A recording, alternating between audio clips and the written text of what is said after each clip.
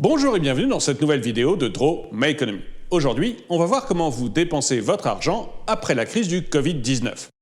Mais avant de commencer, et comme je suis un peu en retard, je vais découvrir avec vous ce message que Agathe m'a laissé dans les commentaires. Agathe The Power me dit « Monsieur, ce que j'admire en vous, c'est que vous avez le courage d'être vous-même, avec tout ce que cela comporte de ridicule. Vous-même, si vous avez des compliments à me faire, n'hésitez pas à le faire dans les commentaires. » Toujours avant de commencer, si vous n'êtes pas abonné, eh bien je vous suggère de le faire et de cliquer sur la cloche pour être prévenu lorsque je sors une nouvelle vidéo. Vous pouvez aussi soutenir financièrement la chaîne en cliquant sur le bouton « Rejoindre » qui est juste en dessous de la vidéo.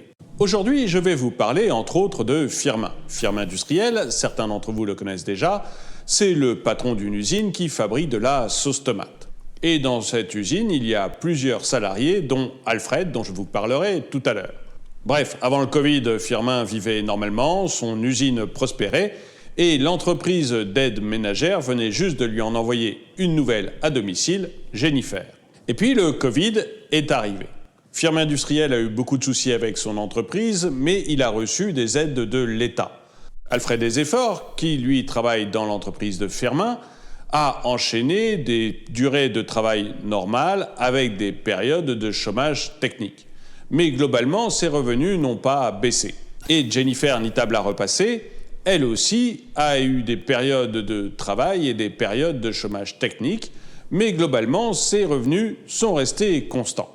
Bref, pendant la crise du Covid, grâce aux différentes mesures mises en place par l'État, les revenus de Jennifer, d'Alfred et de Firmin sont restés à peu près constants.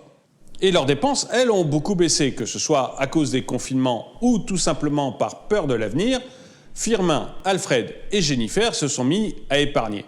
Jennifer, par exemple, qui avait 50 € d'épargne par mois avant la crise, a pu passer à 60 € en 2021, juste avant que l'inflation ne reparte.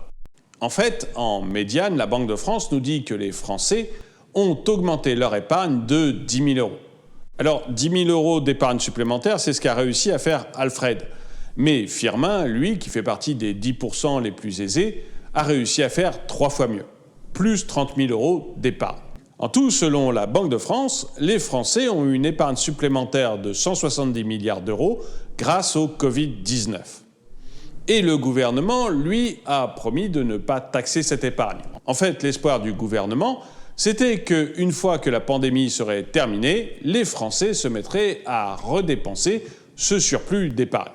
Et donc, voilà le moment de vérité. La pandémie est terminée. L'entreprise de Firmin recommence à travailler à peu près normalement et Jennifer, quant à elle, peut revenir travailler chez Firmin. C'est d'ailleurs pour Firmin une tentation un peu compliquée. Bon, Firmin est fidèle à sa femme. Oui, bien sûr. Mais devant Jennifer, il n'est pas certain d'avoir la faiblesse de résister. Bref, la vie normale a à peu près repris partout en France.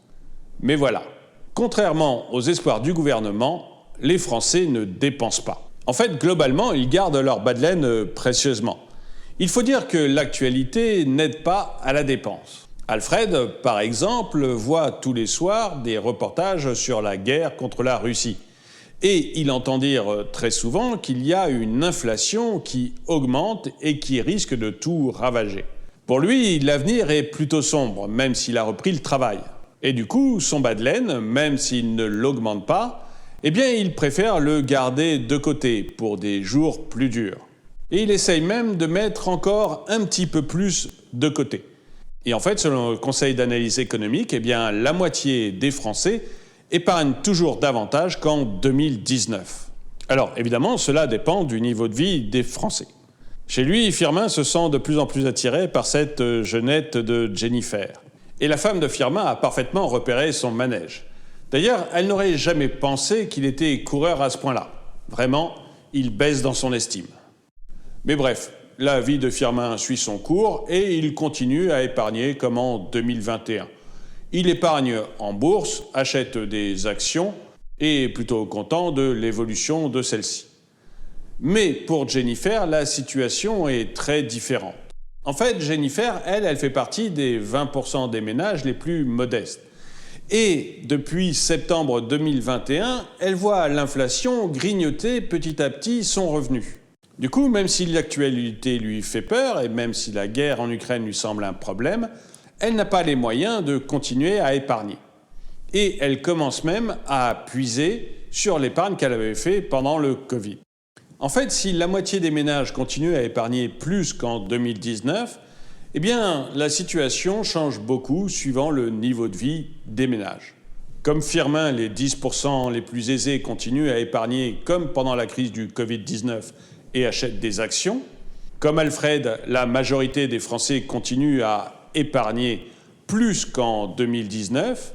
Et les 20% les plus modestes, comme Jennifer, n'ont plus la possibilité d'épargner et voire même leur bas de laine diminuer. Mais vous, où en êtes-vous? Avez-vous recommencé à dépenser? Continuez-vous à mettre de l'argent de côté? Ou êtes-vous tout simplement pris à la gorge par l'inflation? Dites-le moi dans les commentaires. Et avant le dicton du jour, je vous suggère une nouvelle fois d'aller voir la chaîne à laquelle je collabore, Top Tortue, et notamment une vidéo sur les dirigeants les plus dangereux de l'histoire. Et le dicton du jour: les gros bonnets ne sont pas des petits saints. Merci d'avoir regardé cette vidéo, mettez-lui un pouce vers le haut, commentez-la, partagez-la. Merci à tous ceux qui soutiennent la chaîne et je vous dis à très bientôt.